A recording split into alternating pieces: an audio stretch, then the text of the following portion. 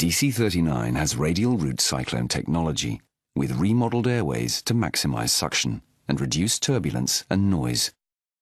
It captures more dirt and microscopic dust than any other cyclone. Conventional wheeled vacuum cleaners can be awkward, heavy to pull, head the wrong way, and unexpectedly collide with obstacles. DC39 has ball technology, which means that it steers smoothly and turns on a dime.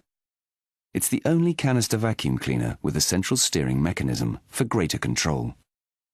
Dyson engineers carefully design the machine's key components to fit inside the ball, creating a low center of gravity and increasing stability.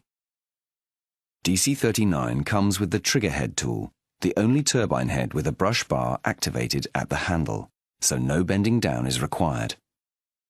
And when you're finished, it's easy to empty.